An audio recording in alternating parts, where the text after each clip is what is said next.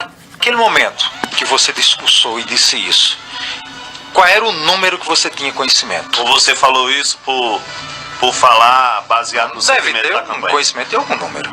Olha, assim, a gente... São tantos discursos durante todos os dias, na realidade, eu não me lembro de ter falado isso, né? Na realidade, são muitos comícios, a gente acaba, às vezes, por força de expressão, falando, né? A gente vivia uma pressão constante do nosso eleitor porque queria uma pesquisa, não é? Acho que é aquela questão da estratégia política, e o nosso adversário usou muito a questão da guerra psicológica, né? Tanto é que durante o começo da campanha, o Taboquinha ficou acuado em casa com medo de sair porque acreditava nessas pesquisas de 20%. A nossa campanha, ela teve o efeito, eu não sei se ele gosta que chame isso com ele, mas teve o efeito de João Murrinha.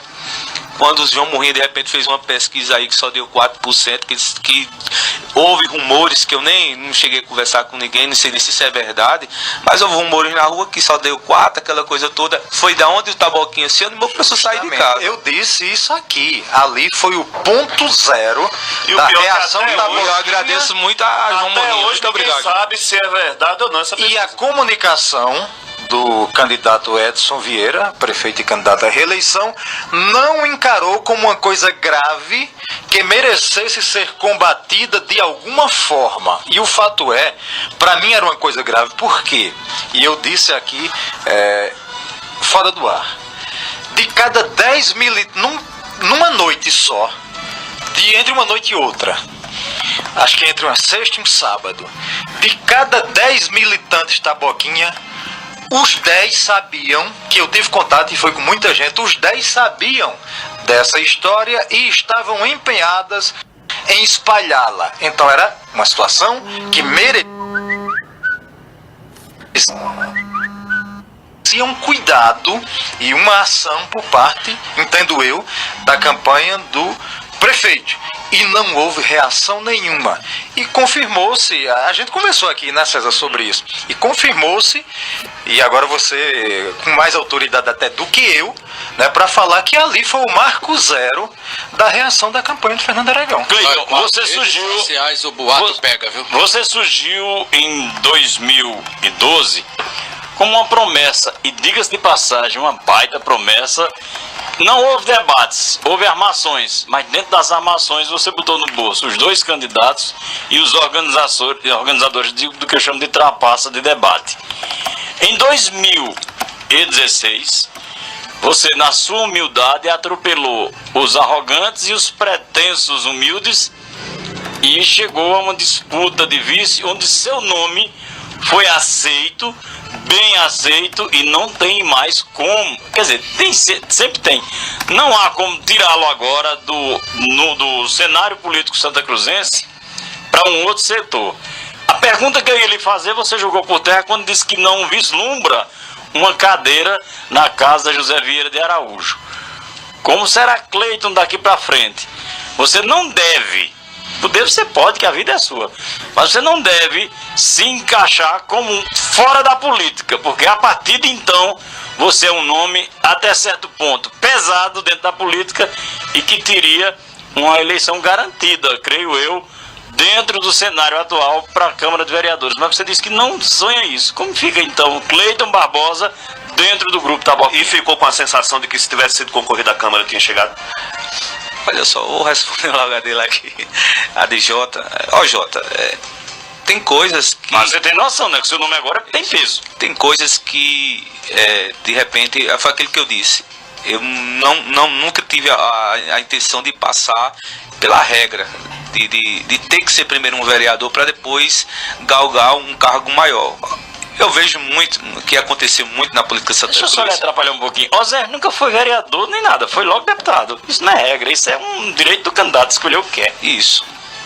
Mas hoje, antigamente e até hoje mesmo, a gente vê que a questão da majoritária ou galgar um cargo maior como de deputado, muitas pessoas acabam vencendo a disputa pela influência financeira que obtém. O partido pedindo, o senhor está fora de deputado. Tô fora. Foi feito um acordo, não é? Certo. O que acontece? A gente vai para a regra da política, não é? Se lá na frente entendesse que há a possibilidade, ou que a população quer que Cleide saia como vereador, eu vou para ajudar a sociedade. Eu estou dizendo que isso não é um seu sonho. Não é um sonho mesmo. Mas se pessoal. for uma carência do povo do partido, você toparia? Toparia. Foi empurrado. Agora, respondendo a de César agora, eu nunca vi facilidade para um cargo de vereador. Acho que é uma das eleições mais acirradas que existe. Eu tenho um colega meu que está em casa encabrunhado, triste, revoltado da vida, porque o companheiro de partido dele combateu ele dentro do próprio partido. Que disputa de vereador é isso? Não é disputa de vereador, é isso. É você. Elegeu não, né? Não. Por isso que ele tá tão bravo, né? Aí chega numa casa, não? passa ali 2 horas conversando, consegue aquele voto da família. Quando ele sai, chega o próprio colega de partido e vai tentar tirar pelo menos a metade dos votos. E isso aí. E o danado do voto do vereador, sabe? O voto do Taboquinha, quem tira não é um boca preta. É o próprio. Porque o eleitor que é Taboquinha, não adianta um vereador boca preta chegar na casa dele pedindo, ele vai dizer, ele pode mudar se, da mesma forma, boca preta. Se ele vota num vereador boca preta, a probabilidade de alguém tirar o voto dele é de 90% de ser um candidato boca preta. Porque já fica se mais ele fácil tirar de prefeito. Se ele leva essa paixão em consideração, ele não vai. E você, uma vez, uma entrevista sua que eu ouvia, não fui eu que estava lhe entrevistando, você disse que ficou muito triste na sua campanha de 12. Você chegou a citar nomes de candidatos a vereadores a serem os únicos a não ter lhe traído, terem sido fiéis à sua candidatura. Nessa também, você sabe que tem vereadores que dizem, ó, prefeito, você vota em quem quiser, agora arranja um votinho pra mim, ou você não teve conhecimento desse tipo de coisa? Essa prática eu acho que acontece dos dois lados, não é? Acontece dos dois lados. Eu acho que eu não vou entrar nesse método de polêmica. Mas na de 12 você citou nomes. Eu só aconselho... Em 2012 você citou nomes. Fulano e fulano não saíram do meu lado e foram fiéis. Até você citou o Paulo Viana, que tá ouvindo a gente agora. Isso. Eu citei pela consideração que houve, né? A gente sabe que a Terceira Via é um projeto totalmente diferente. Sem dinheiro, e o cara ter começado do começo ao fim, estando, rapaz, isso é muito importante, isso é muito bom. Quer dizer que ele acreditou em mim, não é? Então, nesse mérito dessa discussão não vai entrar. Agora, o conselho que eu dou para quem é candidato a vereador e pretende ser, é que seja fiel ao seu candidato majoritária, porque muitos eleitores não são muitos. E outra, né? Muda seu espalhar a história que isso. É um perigo. Se espalhar a história que você está pedindo voto somente para você, se isso chegar em palanque, você perde 200, 300 votos. Agora é assim, ó. Francisco Zacarias. O contato com o Francisco eu tive, acho que no encerramento dos comícios que ele veio, não é? Esteve lá, conversou de forma muito rápida. Você sabe que na campanha. Você dele foi chamado para integrar a campanha, não? Ele foi convidado para fazer parte dos pré-candidatos a vereadores, mas ele estava recém-pai, né? Também um projeto em Recife de uma academia que ele montou, e disse que não estava com tempo disponível para disputar uma vaga na Câmara de Vereadores. Cleide, em 2012 você disputou uma eleição em terceira via sem movimento de rua, sem palanque, sem as estruturas naturais das duas grandes candidaturas. O que é que passava pela tua cabeça quando tu estavas, por exemplo, num comício, num evento grande que você olhava e via uma verdadeira multidão te acompanhando, te seguindo, ovacionando teu nome? Qual era a sensação?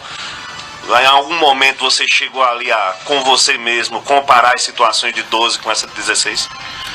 Olha só, não tem como você não comparar, não é? Eu chegava a ver aquela multidão como um eleitor comum que participava dos comícios, como candidato não, mas a gente fez uma campanha muito discreta em 2012.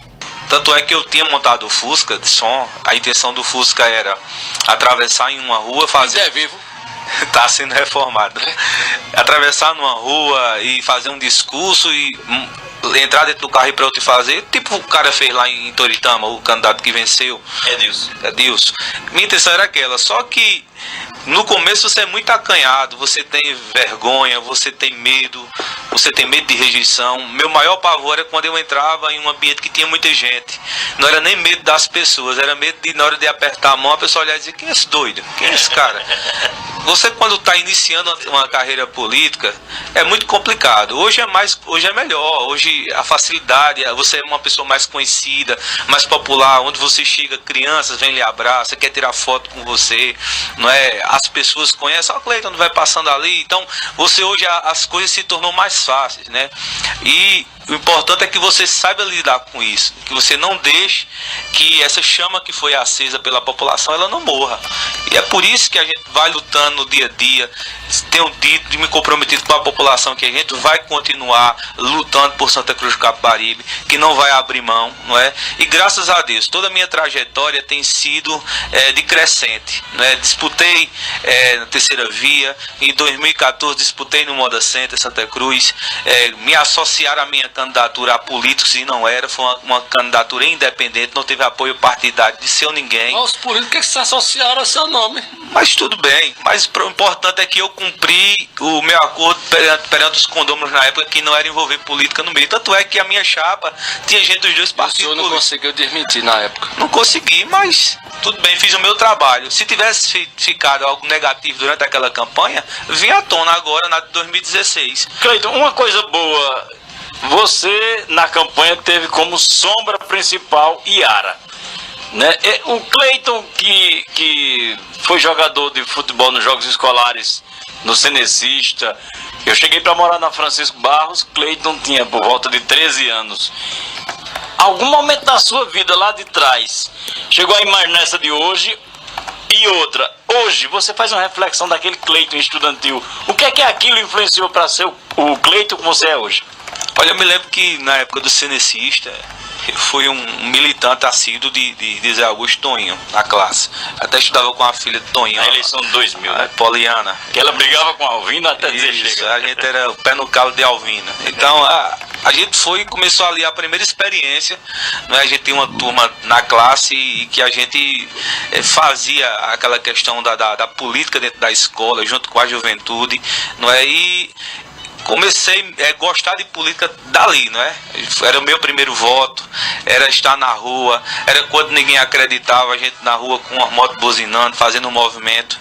E em determinado momento da eleição, dessa agora, eu tinha muita esperança que a nossa acontecesse da mesma forma que aconteceu que aconteceu com o Zé de 2000, que começou fraco, que foi crescendo, e o povo foi acreditando, e o povo foi vendo, e aconteceu da mesma forma. É uma pena, né, que não houve o resultado que houve em 2000, que foi a vitória, né?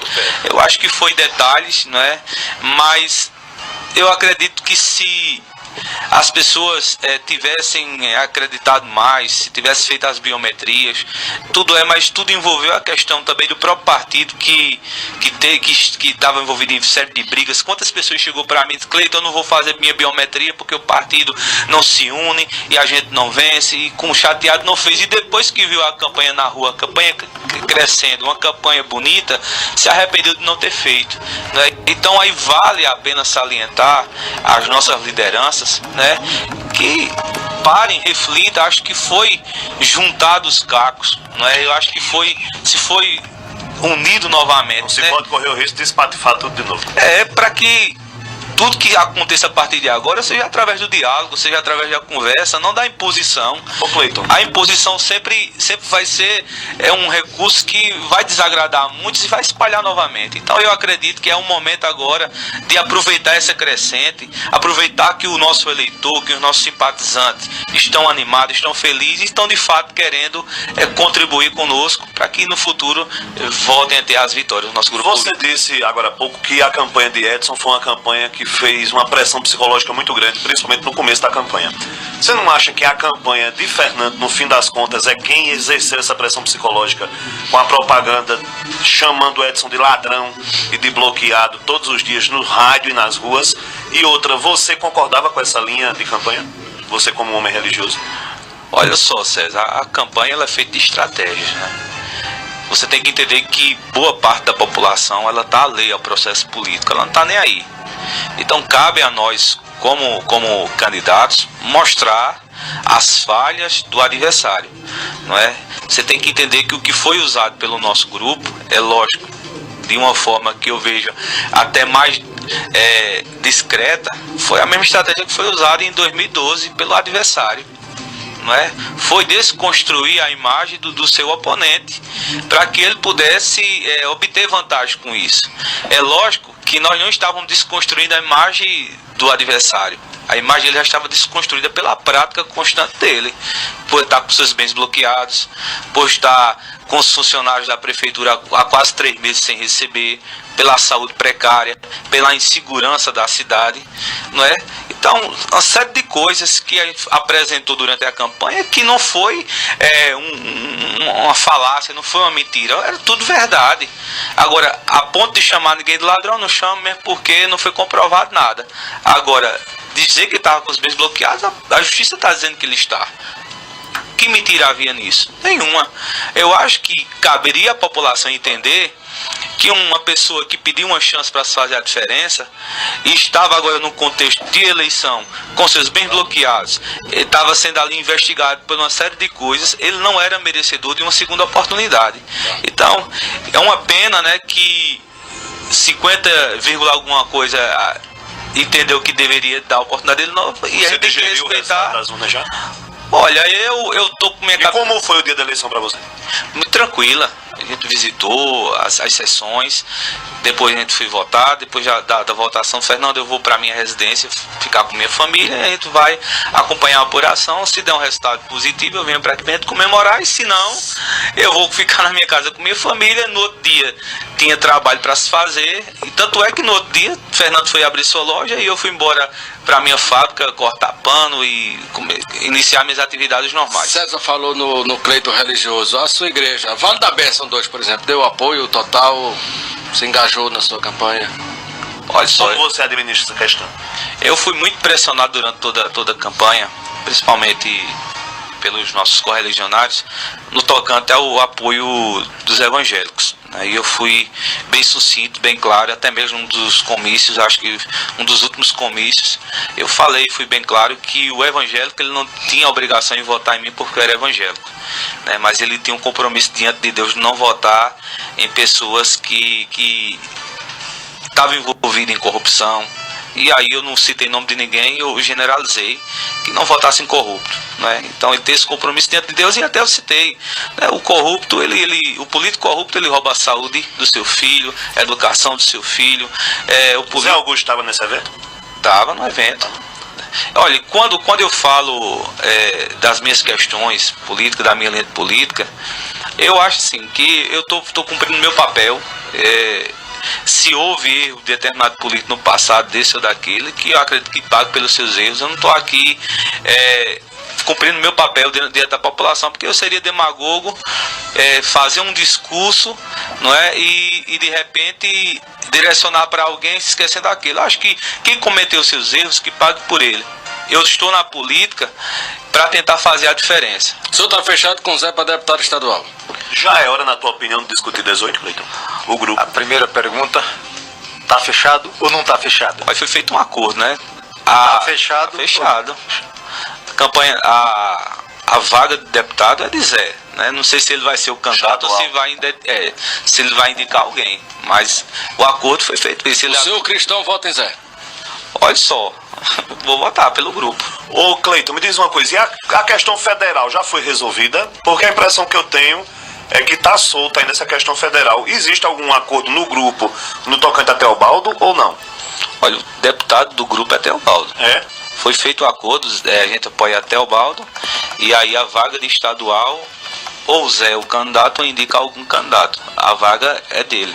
Ele abriu mão da majoritária, não é? Da candidatura de prefeito como a de vice, e aí indica. Eu pergunto a questão federal, principalmente ela, porque Carlinhos da Coab essa semana deixou claro que Teobaldo não é o federal dele, não. É por isso que eu pergunto. Cleiton, Eu volto no início, né, aquilo que eu falei do ajuntamento que houve, né, e da união que houve do grupo, né, para que pessoas repensem muito bem, porque todo o sentimento que foi montado né, que foi recuperado dentro do grupo, que políticos tenham muito cuidado com suas posturas, seus posicionamentos, né, que tomem muito cuidado com suas decisões, porque lá na frente pode refletir, e o passado mostra isso, quando se houve imposição dentro do grupo, né, o que aconteceu. Você já ouviu falar que, inclusive, tem movimentação para uma outra candidatura de deputado estadual, Taboquinha, em 18, além da de Zé? Uma articulação bem adiantada, né? Eu não ouvi falar, não. Cleiton, durante a campanha foi caminhado muito. O que é que faltou para chegar? Porque faltou muito pouco.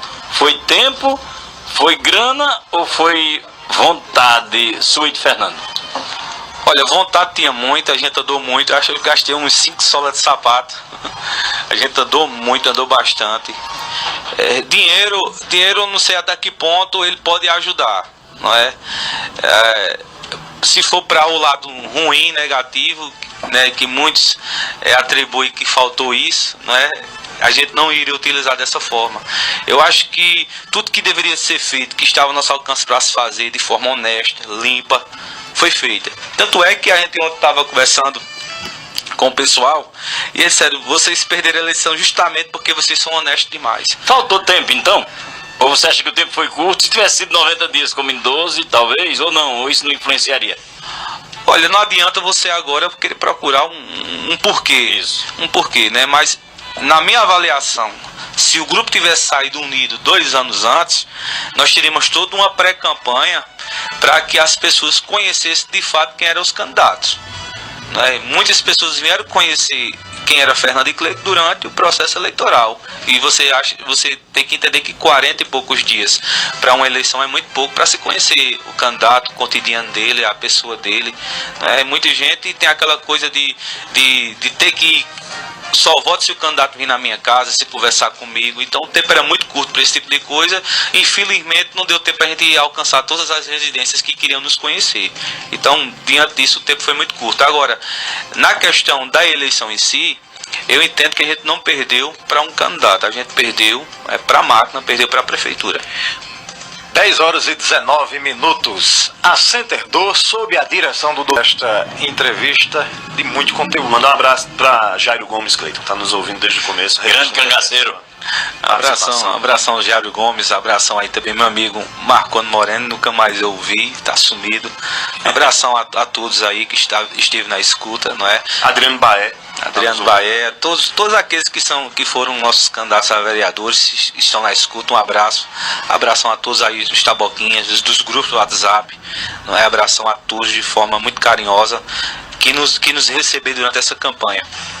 E agradecer a Jason pelo espaço aberto, a todos vocês aqui, e dizer à população que a luta continua, nós vamos estar aí na batalha novamente. Eu sei que para quem não tem mandato, feito eu, permanecer na mídia durante 4 anos é muito complicado, não é? Mas nós conseguimos em épocas difíceis, que foi sobreviver de 2012 para aqui, né? Então eu acredito que agora já existe um caminho, existe experiências novas. Teve a eleição do Moda Center que também te ajudou, queira ou não, a te trazer de volta para o noticiário, né? Foi, mas se eu não disputasse no Moda Center, eu teria disputado para deputado na época, né? Já tinha um projeto, né? Eu fui para no Moda Center, andando lá dentro, o pessoal pedindo que ia a pessoa na minha loja, me fazer o convite. Eu acabei aceitando pelo grande desafio que era naquele momento. Mas se não fosse, eu teria ido para deputado para que o nome permanecesse. Dizer às pessoas, né, que tudo aquilo que fiz na vida, Jota, a gente tem que tomar decisões, né, tem que ter escolhas, e às vezes escolhas ela nos faz ter ganhos e ter percas, né? Muita gente, não, Cleiton, mas a tua ida até o grupo Taboquinha acabou teu discurso. Eu acho que existe, Jota, uma coisa muito diferente do discurso e a prática. E a gente sabe que tem políticos que tem muito discurso, mas a prática dele é negativa.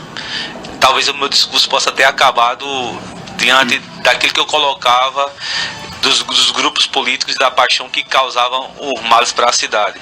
Mas a minha prática ela permanece a mesma, de integridade, de honestidade, da luta comum, Talvez nem o discurso tenha acabado pela questão da paixão, desde que você não se mostre apaixonado. Eu Talvez sempre fui muito coerente. E quando eu fiz minhas palestras, Jason, junto com o Fernando, nas fábricas, eu sempre mostrei esses dois lados. Mostrei que se votava em pessoas e não em partido. Muito embora eu tenha o meu partido, tenho o carinho por ele, tenho admiração por ele, mas jamais eu quero que a pessoa só vote em mim por conta do partido. Eu tenho que ter qualidades, eu tenho que ter, na realidade, algo que complemente essa questão do carisma pelo partido. Então eu procuro sempre fazer isso, mostrar que acima de tudo a gente também tem capacidade de gerir. Então é importante isso. E a gente sempre mostrou os detalhes, conversou com o universitário, conversou com o pessoal das fábricas, mostrei para um universitário que, na época, reivindicava a questão do transporte escolar, porque aqui entra prefeito e sai prefeito, e ninguém nunca sequer comprou um carro, ajudou. E mostrei, eu digo, olha, o atual prefeito deixou um rombo na Previdência de 2,5 milhões e parcelou em 48 vezes. Ele comprometeu a próxima gestão. Ao invés de a gente estar pagando uma parcela de uma previdência que deveria ter sido depositada, a gente poderia estar usando esse dinheiro para fazer outra coisa. Então a gente demonstrou, foi uma campanha informativa, abriu consciência de muitas pessoas, e interessante que quando a gente saía das fábricas, da residência, pelo menos a dúvida a gente deixava na cabeça das pessoas, e isso é bom. Mostra que a gente está no caminho certo, que a gente vai continuar com essa luta.